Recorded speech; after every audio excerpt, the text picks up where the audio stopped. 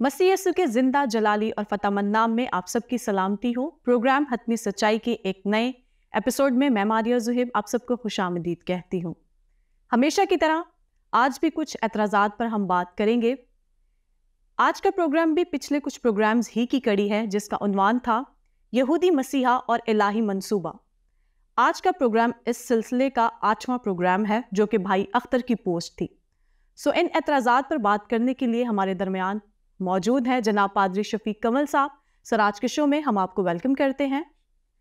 आज के प्रोग्राम का पहला सवाल जो सर मैं आपसे करना चाहती हूँ वो ये है, अगर मसीह का मिशन इतना ही सादा था जितना बताया जाता है कि अरमितिया के यूसुफ को अपनी शागिर्दी इतनी पोशीदा रखने की क्या जरूरत थी, इस पे वजाहत कीजिए। शुक्रिया। मुझे नहीं पता किन मानों में कह दिया उन्होंने कि मसीह यीशु का मिशन अगर इतना सादा था। पता नहीं, best reasons known to him only, जिसने ये सवाल पूछा। बहरहाल हम इस पे बात करेंगे।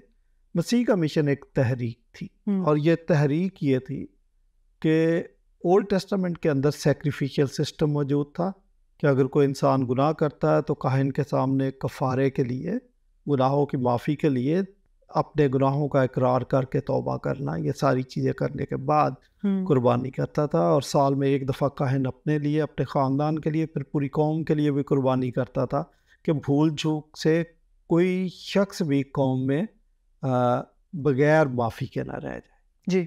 लेकिन इस सिस्टम का मसला ये था कि ये साल हा साल आपको कुर्बानियाँ करनी पड़ती थी, और हैकल के अंदर मज़बा पर आग लगातार जलती थी। तो मसीह यीशु ने एक दायमी कुर्बानी दे दी, एक मुस्तकिल कुर्बानी दे दी। तो जब कुर्बानी दे दिया तो इंसान की बनी नो इंसान की निजात का बंदोबस्त किया कि वो अपने गुनाहों से माफ़ी मांगे, मसीह यीशु की ज़ात पर ईमान लाए, तो उसको निजात मिल सकती है। यही काम शागिर्दों के ज़िम्मे मसीह यीशु ने लगाया कि अब इस तहरीक को आपने लेकर आगे बढ़ना, और इस मिशन को आपने लेके आगे जाना, और तमाम कौमों में अंजील की मुनादी करनी है, और उनको बपतिस्मा देकर खुदा की बादशाहत में शरीक करना। ये जो मिशन था, यहूदी इसके डे वन से खिलाफ थे जी। अलबत्ता यहूदियों में से ही बहुत सारे लोग जो मसीह को खुदावंद मानना शुरू हो गए, दे बिकेम क्रिश्चियन, तो ज़ाहिर है उनकी तरफ से फिर मुखालफत भी हट गई, बल्कि वो तो इनके शाना बशाना साथ खड़े हो गए। अच्छा, मसीह पर जब आप ईमान लाते हैं तो आप उसको खुदावंद कहते हैं। बिल्कुल। अच्छा, तो एक तो ये है कि आपकी निजात ईमान से है, इमाल से नहीं है। यहूदी इस वजह से भी खिलाफ थे जी। और फिर यहूदी अपनी रवायतों की तालीम ज़्यादा देते थे, मसीह यीशु ने रवायतों को रद्द कर दिया, यहूदी इस वजह से भी खिलाफ थे। फिर निजात अक़वाम आलम के लिए कि किसी भी कौम का कोई भी शख्स मसीह यीशु पर ईमान लाए तो वह निजात पा सकता है, ये यहूदी रवैयों के ख़िलाफ़ थे। यहूदी कहते थे कि ये खुदा दान से 20 सभा तक काम करता है और ये हमारा नेशनल गॉड है, बाकी अक़वाम गोया रहमदा दरगाह है, ये बातें करते थे। मसीह ने चूँकि निजात के दरवाज़े अक़वाम आलम के लिए खोले, और अक़वाम आलम के साथ गैर कौमों के साथ वो राह रस्म बढ़ाते थे, ये सारी बातें यहूदियों को पसंद नहीं थी। फिर मसीह यीशु ज़ाहिर है वो खुदा थे और इंसान बन के आए थे, जिस्म इख्तियार किया, और जब भी वो कोई ऐसा इशारा देते थे कि मैं इलाही ज़ात हूँ तो यहूदी उनकी मुखालफत करते थे। सही। तो इसलिए इस तहरीक की मुखालफत डे वन से थी, और मसीह यीशु ये बात जानते थे कि अगर मेरी मुखालफत कर रहे हैं तो मेरे मानने वालों की भी मुखालफत की जाएगी। इसलिए उनको वाशगाफ अल्फाज में बता दिया था कि जब हरे दरख्त के साथ ऐसा करते हैं तो सूखे के साथ क्या कुछ ना करेंगे, आपके साथ ये सब। अब पोशीदा शागिर्द क्या थे? जो पोशीदा शागिर्द थे वो इसलिए थे क्योंकि यहूदी भी उनके खिलाफ थे, रूमी भी उनके खिलाफ थे। और एक बात आप याद रखें, जब भी किसी ख़ास पस मंज़र के अंदर नई तहरीक शुरू होती है तो उसकी मुखालफत लाजमी, ये तो एक मतलब तयशुदा बात। मैं आपको एक आम सी बात बताता, पैरासोल आप जानते हैं, ये जो धूप की वजह से छतरी सर पे लेते हैं। फर्स्ट टाइम इंग्लैंड के अंदर जब जो बंदा जिसने पैरासोल पकड़ी हुई थी अपने सर पे करके वो जा रहा था, लोगों ने उसको पथराव कर दिया था, पत्थर मारे थे। अच्छा। लेकिन आज आप देखें कि इंग्लैंड के आप पूरी दुनिया के अंदर हर जगह पर आप तो गाँव में भी पैरासोल पकड़ के चल रहे होते हैं। तो नई तहरीक की मुखालफत इसलिए बाद शागिर्द पोशीदा भी थे। अच्छा, मसीह यसू के शागिर्दों की भी कैटेगरीज है, पूरी क्राउड भी मसीह के शागिर्द थे, फिर उनमें से 72 को चुन लिए गए, वो शागिर्द थे। लेकिन जो बातें आप 72 से नहीं कर सकते उनमें से 12 चुन ली जी। अच्छा, कुछ बातें ऐसी हैं जो आप 12 के साथ भी नहीं कर सकते, उनमें से 3 की कैबिनेट बना दी। तो वो बहरहाल, और कुछ पोशीदा भी थे, वो मैंने रीजंस बता दी कि रूमियों का भी मसला था, फिर चूँकि नई तहरीक थी और हर बंदे को तो इतना पता नहीं था कि ये तहरीक आगे जाके क्या रंग इख्तियार करेगी, इसलिए अपनी जान को खामखा रिस्क में डाले, तो ज़रा मुश्किल था। अच्छा, तो परसिक्यूशन भी मैंने बताया कि ये थी। फिर मुझे ये सुने एक और बात कही थी कि मैं सुलह कराने नहीं बल्कि आग लगाने आया। ये चूँकि सच्चाई की तहरीक है, आप किसी को सच्चाई बयान करते हैं तो जो बंदा सच्चाई बयान करता है या मुआशरे को आईना दिखाता है, लोग उसकी मुखालफत करते हैं। तो जो मसीह ने कहा था कि मैं सुलह कराने नहीं बल्कि आग लगाने आया हूँ, वो उसकी भी यही वजह थी। मैं मुसलमान को समझाने के लिए, चूँकि ये सवाल मुसलमान की तरफ से आया, ये बात बता दूं कि मिशन इतना सादा नहीं था। कोई अगर मुसलमान घराने में से अगर बाप क्रिश्चियन हो जाए, मसीह को कबूल कर ले, तो उसकी औलाद उसके खिलाफ होगी। या तो जहर का इंजेक्शन लगा देंगे, या उसकी गर्दन काट देंगे, या गोली मार देंगे, और कुछ नहीं तो घर से तो ज़रूर निकाल देंगे। और अगर बेटा क्रिश्चियन हो गया तो बाप उसकी जान का दुश्मन हो जाएगा जी। अगर भाई क्रिश्चियन हो गया तो उसकी बहन और भाई उसके खिलाफ हो जाएंगे। ये तयशरा बात है। इसी वजह से करोड़ों लोग शहीद हो चुके हैं कि लोगों ने उस सच्चाई की वजह से उनको शहीद कर दिया। मसीही शख्स जो है उसको चूँकि हुक्म ये दिया गया है कि आपने हाँ की जगह हाँ और ना की जगह ना, इसलिए वो गलत बात देखेगा तो उसको क्रिटिसाइज करेगा। उसको ये भी कहा गया कि do not compromise with the world. William Barclay कहता है कि अगर आप ऊन का बर्रा बनाएं, उसको पेंट शेंट करके जंगल में रखे, भेड़िए आएंगे, चीते आएंगे, उसको स्मेल करेंगे लेकिन उसको कहेंगे कुछ नहीं। लेकिन सचमुच का बर्रा अगर आप रख दे जंगल में तो भेड़िए 5 मिनट में उसको खा जाएंगे और आपको उसका नामो निशान नहीं मिलेगा। अगर तो आप ट्रू क्रिश्चियन है तो ये दुनिया भेड़िए की तरह आपके साथ सलूक करेगी। लेकिन अगर आप ऊन के क्रिश्चियन है, अंदर आपके भूसा भरा पड़ा है, आपको कोई कुछ नहीं करेगा, क्योंकि आप हर शख्स के साथ, हर माहौल के साथ कंप्रोमाइज कर लेंगे। तो ये वजह है कि वो लोग शुरू में अपने आप को पोशीदा रखते थे। अब क्या आप सवाल अगला मुझसे करना चाहिए था और करें कि क्या किसी क्रिश्चियन को अपने आप को पोशीदा रखना चाहिए? देखिए, उस वक्त माहौल फ़र्क था कि क्रिश्चियनिटी अभी शुरू हो रही थी। आज की अगर बात करें तो मैं कहता हूं कि जैसे जहां माहौल ख़तरनाक होता है, होस्टाइल माहौल है आपका, तो थोड़ी देर के लिए, कुछ देर के लिए मसलहतन तो आप अपने आप को पोशीदा रख सकते हैं। लेकिन इसका ये मतलब नहीं है कि सारी उम्र पोशीदगी में गुजार देंगे, क्योंकि क्रिश्चियनिटी आपसे डिमांड करती है कि आप गवाही दें, और गवाही जो देनी है ये गैरों के सामने गवाही देनी थी। बपतिस्मा भी एक गवाही का अमल है जी, ठीक है। तो क्योंकि बाइबल आपसे डिमांड करती है कि ईमान तो दिल से लाना है, तो जब दिल से आप ईमान ले आए तो काफ़ी है, लेकिन बाइबल आपको कहती है कि इकरार ज़बान से, ठीक है जी। तो ज़रूरी इसलिए है कि मसीह यीशु ने कहा कि जो आदमियों के सामने मेरा इनकार करेगा, मैं बाप के सामने उसका इनकार। और ये भी कहा कि बुज़दिल खुदा की बादशाहत में दाखिल नहीं हो सकता। जो अपने आप को लगातार फिर छुपाता ही रहेगा तो वो तो बुज़दिल है, और बुज़दिल के लिए खुदा की बादशाहत में जगह नहीं। तो ये जो शागिर्द अपने आप को छुपाते थे या उन्होंने कुछ देर के लिए खुफिया रखा, बहरहाल एक वक्त आया कि उन्होंने अपने आप को ओपन कर दिया था। ठीक, बहुत शुक्रिया सर आपका। एक और सवाल जो आपसे करना चाहती हूँ, एक और जवाब तलब बात यह है कि जो आदमी 3 साल तक यसु की शागिर्दी में पोशीदा तौर पर रहकर यहूदियों को धोखा देता रहा, अचानक उस वक्त सामने आकर अपनी दौलत और अपनी जिंदगी को दांव पर क्यों लगाएगा, जबकि मास्टर मर चुका था और यूसुफ उसके किसी काम का ना रहा था। शुक्रिया। देखे, मास्टर मर भी चुका था लेकिन यूसुफ उस तहरीक के काम का था। आप ये देखें कि कितने लोग हैं जो इस तहरीक को आगे बढ़ाने के लिए अपनी दौलत, अपना तन मन धन उन्होंने सब वार दिया था। बहुत सारे लोग थे जो अपना माल दौलत बेचकर शागिर्दों के कदमों में डाल देते थे। तो अरमितिया भी उनमें से, उसने तो मैं कहता हूँ लिमिटेड ही काम किया कि उसने अपनी खबर पेश की, लेकिन ऐसे लोग भी थे जिन्होंने 100% खुदा की राह में दे दिया। अच्छा, आप कह रहे हैं कि अरमितिया का यूसुफ खुफिया रहकर दरअसल यहूदियों को धोखा दे रहा था। क्यों भाई?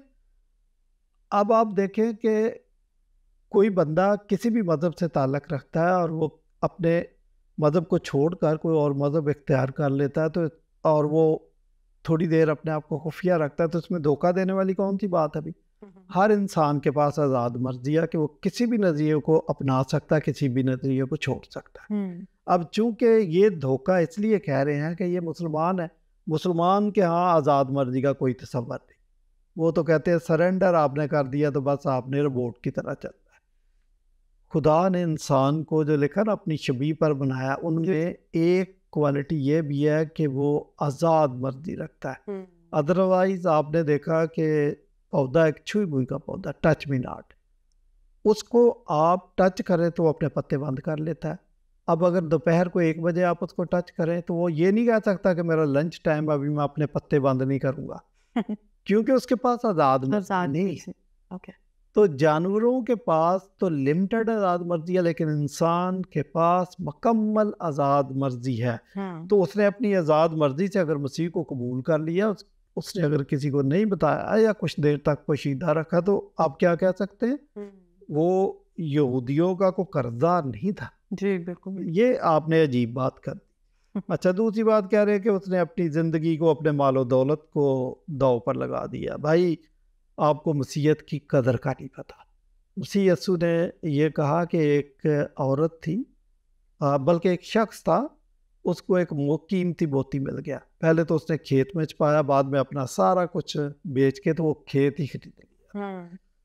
तो एक औरत का दिरहम गुम हो जाता है, वो उसको तलाश करती है, और जब उसको मिल जाता है वो खुशी मनाती है। आपको इस कीमती दिरहम का या मोती का अंदाजा नहीं है कि इसकी कीमत कितनी। ये क्रिश्चियन फेथ इतना कीमती है कि ये सच्चाई की वजह से है। उस सच्चाई का जब लोगों को पता चल गया तो इस सच्चाई ने उनको आज़ाद किया, तोहमात से आज़ाद कर दिया। उस सच्चाई की खातर उनको तोप के सामने भी खड़ा कर दिया जाए तो वो अपने नज़रियात को चेंज नहीं करते।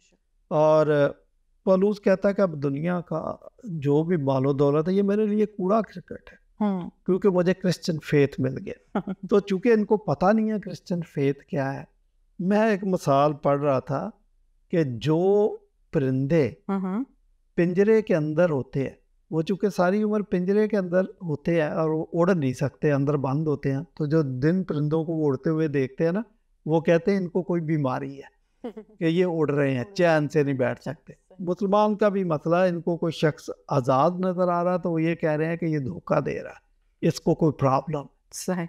तो ये इनका प्रॉब्लम। अच्छा, फिर कहते हैं मसीह तो मर चुका था, तो यूसुफ तो उसके किसी काम का नहीं। भाई, तहरीक में तो वो हिस्सा ले सकता था, मसीह की बादशाहत को, खुदा की बादशाहत को वसी करने में तो उसका वो रोल अदा कर सकता था और करना चाहिए था। अच्छा, तो बात यह है कि हम अपने मफादात के लिए नहीं करते ये सब कुछ। इवन मसीह ने भी हमारे लिए जान दी तो ये नहीं, इसलिए नहीं की थी कि ये रिटर्न में मुझे कुछ देंगे। मसीह को हमसे कोई मफाद नहीं। अच्छा, और हम मसीह के लिए क्या कर सकते हैं? ऐसा लिखा है कि मसीह उस वक्त हमारी खातिर हुआ जब हम गुनाहगार ही थे। हाँ जी। तो ये नहीं है कि कोई गिव एंड टेक का मसला था, ये उसका रहम और उसका फजल और उसकी आज़ाद मर्जी है कि उसने हमारी निजात के लिए सब कुछ किया। बिल्कुल, बहुत शुक्रिया सर। एक और सवाल, सूरज गुरूब होने से 1 घंटा पहले तक पोशीदा आदमी सब्बत के लिए नापाक होने और सनहेड्रिन की लान तान सहने के लिए एक यहूदी कवानीन के खिलाफ वर्जी करने के सामने आ गया, और वो भी ऐसे काम के लिए जिसका उस्ताद को फर्क ना पड़ता था कि कौन कर रहा है। इस पे वजाहत कीजिए। देखिए, आप कह रहे हैं कि उसने अपनी वो पोशीदा शागिर्द था, फिर वो अब सामने आ गया तो उसने सनहेड्रिन की मुखालफत भी मोल ली, उनकी लान तान सुनने के लिए तैयार, यहूदियों के कवानीन की खिलाफ वर्जी। आप किन कवानीन की बात करते हैं कि जो यहूदियों ने खुद बनाए हुए थे? उनकी तो यसुम मसीह ने खुद उनकी सरजनिश की थी कि ये आप क्या कर रहे हो। रही बात सनहेड्रिन की, तो ये बिल्कुल बात दुरुस्त है कि जो बंदा क्रिश्चियन हो जाता है उनको ये दुनियावी फ़वाइद, ये दुनियावी स्टेटस, ये नौकरियां, इनकी परवाह नहीं, वो नहीं परवाह करता। उसको तो एक मोती मिल गया, उसको तो क्रिश्चियन फेथ मिल गया, और वो उस सच्चाई के लिए ना सिर्फ यहूदियों से, ना सिर्फ रोमियों से, ना सिर्फ सनहेड्रिन से, वो तो पूरी दुनिया से भी टक्कर ले सकता है। और ऐसे मैं कहता हूँ कि ईमानदार दुनिया में गुजरे हैं कि जिन्होंने सारी दुनिया से टक्कर ले लिए, परवाह नहीं की। तो उसने क्या कहते हैं कि मसीही फेथ को अपना लिया। तो जो मसीह यसू को अपना खुदावंद मान लेता, उसकी ज़िंदगी से खौफ ख़त्म हो जाता, उसकी ज़िंदगी से लालच ख़त्म हो जाता। जो शख्स सच्चाई को पा लेता है वो तोहमात से भी छूट जाता है, वो मफादात को भी फिर पसे पुष्ट डाल देता है। इसीलिए शागिर्द कहते थे कि अब हमें मसीह की मोहब्बत से कौन जुदा कर सकता है। ना तो लालच जुदा कर सकता था, ना हुकूमतें प्रेशराइज कर सकती थी, ना उनको कोई थ्रेट कर सकता था, और किसी तरीके से भी उनको मसीह की मोहब्बत से कोई जुदा नहीं कर सकता था। वो तो कहते हैं मैं मौत भी नहीं जुदा कर सकता। हाँ जी। तो आप क्या बात करते हैं। और देखें, वो सबसे टक्कर लेगा। और फिर आपने एंड में ये कहा कि वो तो उस्ताद के किसी काम का नहीं था, उस्ताद को क्या फ़र्क पड़ता था। नहीं, देखे, फ़र्क तो शायद ना पड़ता, लेकिन मसीह के हुक्म को मानना एक फर्माबरदारी की अलामत है कि मसीह ने मिशियो डेई खुद मुकम्मल किया, और मिशियो एक्लीजी का मतलब है कि एक जिम्मेदारी कलीसिया और ईमानदारों के सर पे डाली कि अब इंजील की मुनादी अक़वाम आलम में आप कर रहे। बिल्कुल। तो वो ज़रूर उसने भी की होगी, शागिर्द भी कर रहे थे, ताबीन भी कर रहे थे, और तबा ताबीन भी कर रहे थे। पहली 3 सदियों में सारे क्रिश्चियन यही कर रहे थे, और अभी मॉडर्न मिशनरी मूवमेंट में भी यही किया। और अभी भी जो क्रिश्चियन मसीह मिशन को समझते हैं वो अपना फ़र्ज समझते हैं कि मैं इंजील की मुनादी अक़वाम आलम में कर दी। बहुत शुक्रिया सर। एक और सवाल। एक दिलचस्प बात ये भी है कि यीशु की लाश को सलीब से जल्लाद ने नहीं उतारा था, बल्कि यूसुफ और उसके साथी निकोदीमस ने उतारा। क्यों? क्योंकि जल्लाद ये ना देख पाए कि मसीह की सांस अभी तक चल रही थी। शुक्रिया। देखिए, ये सवाल भी एक मैं समझता हूँ कि कोई माकूल सवाल नहीं। Again this question is based on fallacy. ये भी मगालते पर मबनी सारी बात। अच्छा, ये जो बात कर रहे हैं कि निकोदीमस ने उतारा था, यूसुफ ने उतारा था, जल्लाद ने नहीं उतारा, तो मकसद ये कि जल्लाद एक्सपर्ट होते हैं, उनको तो पता चल जाता है कि ये मर गया। अच्छा, लेकिन आप बाइबल के वर्शन को पढ़ें, वहाँ पे तो लिखा कि उन्होंने आके चेक किया और टांगे तोड़ी है। और यसुम मसीह को जब चेक किया तो ऑलरेडी मर चुका था, तो उन्होंने कहा टांगे तोड़ने की ज़रूरत नहीं। मैंने पहले भी आपको ये कहा कि देखे, इस पे कई शख्सियात या कई क्या ना फ्रीक इन्वॉल्व थे। इलाही मंसूबे के मुताबिक खुदा की ज़ात भी इसको वाच कर रही थी, और वो भी एक मंसूबे के मुताबिक ही काम चल रहा था। तो आप जो बात बताना चाह रहे हैं वो ये है कि चूँकि जल्लादों ने नहीं उतारा, उन्होंने मेक श्योर नहीं किया कि मर गया, तो जिन लोगों ने उतारा वो तो साजिश में शरीक थे। अच्छा, ये दरअसल कादियानियों का वर्ष है। जो बात बताना चाह रहे हैं कि वो मरा नहीं, बेहोश था, बाद में होश आ गई, कादियानी वर्शन है। ठीक है। इसलिए वो कह रहे हैं कि उसकी तो अभी तक सांसें चल रही थी, तो वो बेहोश था। बात वही है। मैं अगर आपकी बात मान लूँ कि वो बेहोश था और 3 दिन कब्र के अंदर भी था, पत्थर भी था, बहरहाल किसी न किसी तरीके से वो बच के बाहर आ गया, आप ये कह रहे हैं होश आ। 3-4 बातें इसमें बड़ी गलत हैं जो नामाकूल है जो आप बता रहे हैं। नंबर 1, कि आपको ये नहीं पता कि वो पत्थर के ऊपर मोहर भी लगी हुई थी और रूमी मोहर को कोई तोड़ नहीं सकता था, उसकी सजा मौत थी। 2 टन के पत्थर को कोई बंदा नहीं हटा सकता था। तीसरी बात कि वो जो मसाला लगाते थे पट्टियां लपेट के, वो अगर आप किसी पहलवान को 50 किलो मसाले के अंदर पट्टियां भिगो के बांध दे कस के, तो पहलवान जिंदा भी हो, उसके कोड़े भी ना लगे हो, उसके नेज़ा भी ना लगा हो, उसके 7-7 इंच के कील भी ना लगे हो, कांटों का ताज भी ना लगा हो और कमर भी बिल्कुल ठीक ठाक हो, तो वो भी बाहर निकल नहीं सकता। वो बच के दिखाए मुझे। तो ये आप कौन सी बातें कर रहे हैं?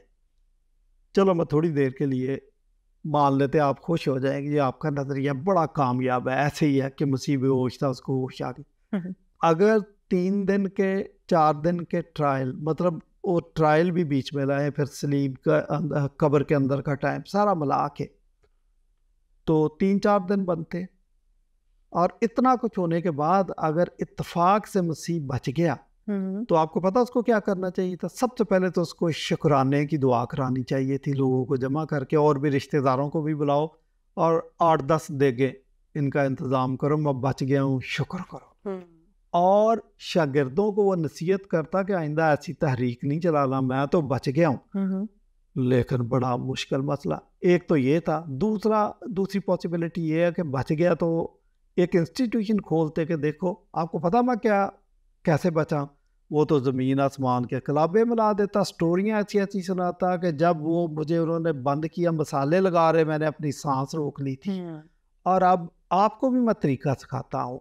आप 2000 रुपया फीस, एडमिशन फीस, और 500 रुपया मंथली हम लेंगे। आपको 6 माह में सिखाएंगे कि आपने 3 दिन के लिए सांस कैसे रोकना, ठीक है? और फिर आप निकले। ऐसे वो ऐसी ऐसी कहानियाँ सुनाता। अच्छा, या फिर तीसरी पॉसिबिलिटी ये है कि शागिर्दों को कहता कि मेरी तौबा मेरे बाप की तौबा, और आप भी तौबा करो कि आइंदा ऐसी तहरीक का हिस्सा नहीं लेंगे। बराबा को उनको करने दो जो करते हैं, भाई हमारे बस की बात नहीं है। अभी हम ऐसा करते हैं कि कोई और काम शुरू कर देते हैं। जाल तो पड़े होंगे आपके, दोबारा से मछलियों वाला काम शुरू करते हैं। आपको याद होगा कि मैंने वो कहा था यहाँ जाल डालो, जगह तो मुझे सारी पता, मछलियाँ भी बड़ी आ जाएंगी। अच्छा, ये काम तो मसीह यसू बिल्कुल ना करते कि दोबारा से आके वही काम शुरू करेंगे, चलो अंजील की मुनादी करो। ये काम कर सकते थे। और ऊपर से मसीह यसू भी अंजील की मुनादी का ही कह रहे हैं, और फरिश्ते ने उनको आज़ाद कराया, वो भी कह रहा है कि जाके अंजील की खुशखबरी जाके ज़िंदगी की बातें जाके बताओ हैकल में, जहाँ से उनकी मुखालफत शुरू हुई थी। ये सारी बातें आपकी स्टेटमेंट से, आपकी बताई हुई कहानी से मैच नहीं करती। इसलिए कुछ सोच समझ के अगर आप ड्रामा भी बनाने की कोशिश करते हैं या इसमें अल्ट्रेशन करके हमें अल्टरनेटिव स्टोरी बयान करते हैं, तो कोई माकूल स्टोरी तो बयान करें कि उस पर किसी को यकीन भी आ जाए। हमें तो यकीन नहीं आ रहा है, वो दूसरा कैसे करे। सर, एक और आखिरी सवाल। मसीह की तदफीन के मौका पर उन्होंने औरतों को भी करीब ना फटकने दिया, जबकि रवायती तौर पर औरतें भी बॉडी पर खुशबू मला करती थीं। औरतों का काम भी मर्दों ने कर दिया, जबकि औरतें वहां मौजूद थीं। इसको वजाहत कीजिए। ये आपने अंदाजे से बयान कर दिया, और आप इतना बड़ा दावा कर देते हैं कि रवायती तौर पर औरतें बॉडी पर या लाश पर खुशबू मला करती। तो आपको हवाला देना चाहिए था कि फलां किताब में लिखा है, फलां अंजील में लिखा है, या ओल्ड टेस्टामेंट इससे भरा पड़ा है, या आप मुझे पैदाइश की किताब से कोई हवाला दे देते। ये आपने गलत इन्फॉर्मेशन दे दी। जो बॉडी पर ये खुशबुएं या मसाले लगाते थे, ये मर्द ही लगाते थे और यहूदी लगाते थे। और ये मर्दों की, ये एक्चुअली तदफीन का तरीका नहीं था, ये मम्मी बनाने का तरीका था, जरा आपको पता नहीं। और ये यहूदियों ने सीखा था मिस्र में रहते, वहाँ पर फ़िरौन और उसके रिश्तेदारों की और उमरा की जो मम्मीज़ बनाते थे वो यहूदी बनाते थे। और जब ये मुल्क मिस्र से माइग्रेट होके मुल्क कनान में आ गए हैं, तो चूंकि वहाँ से इन्होंने सीखा हुआ था, यही कारीगर थे, तो ये काम इन्होंने जारी रखा। अलबत्ता उनका जो डॉक्ट्रीन थी वो फ़िरौन वाली नहीं थी, डॉक्ट्रीन इनकी अलग थी। तो ये कहना आपने गलत कह दिया कि औरतें लगाती थी। हाँ, ये कहाँ से बात आ गई, चूँकि आप उस कॉन्टेक्स्ट को समझने की कोशिश करें कि जब मसीह को मसलूब किया गया तो शागिर्द तो सारे भाग गए थे, कोई मोबाइल फ़ोन भी नहीं था, वो जो रिश्तेदार थे आपस में कोई राब्ता नहीं था, सब जिसको जहाँ जगह मिली जाके छुप गया। तो औरतें तो यही समझ रही थी कि शायद किसी ने उनके कफन दफन का इस्तेमाल नहीं किया, इसलिए उन्होंने अपने तौर पर इस ख़ास केस में मसाले ख़रीद के बेचारी ले गई जो जिनका उनको मौका भी नहीं मिला। तो ये कहना जी औरतें ये काम करती थी, ये नज़रिया दुरुस्त नहीं है, इन्फॉर्मेशन दुरुस्त नहीं है, आपके पास कोई हवाला भी नहीं। अच्छा, अब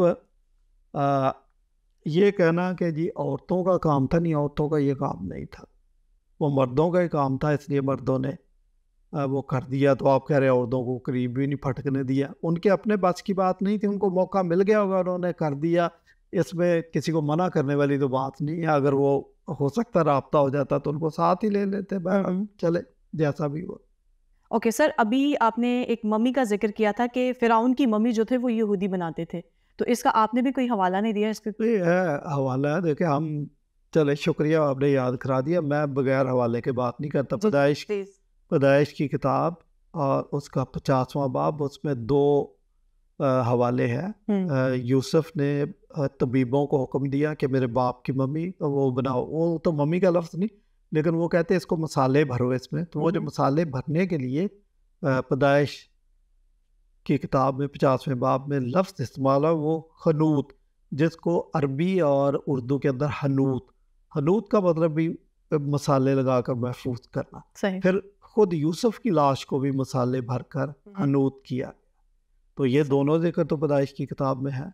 ठीक, बहुत शुक्रिया सर इन सारे एतराज़ात पर रोशनी डालने के लिए। मैंने तो आज के प्रोग्राम से बहुत कुछ सीखा है और बरकत पाई है। यकीनन भाई अख्तर की ये जो पोस्ट थी, उनके जो बहुत से एतराज़ात जो हैं वो क्लियर हो गए होंगे, जिन इतनी खूबसूरती से पाश साहब ने वजाहत की है। सो नाज़रीन, आज के प्रोग्राम से मेरा ईमान है कि आपने बरकत पाई होगी। आज के प्रोग्राम की हतमी सच्चाई, अनाजील के मंदरजात वाकई में सच्चाई का मंबा है। आपके जहन में भी इसी तरह से कुछ सवालात हैं, एतराज़ात हैं, तो ज़रूर हम तक पहुंचाइए, हम उनको अपने प्रोग्राम में शामिल करेंगे और हमारे प्रोफेसर जो हैं वो उनके जवाब देंगे। जाने से पहले वही एक बात, सच को खोजें, सच को जानें, सच अगर समझ आ जाए तो उसे कबूल करने का हौसला पाएं। खुदावंद आप सबके साथ हो।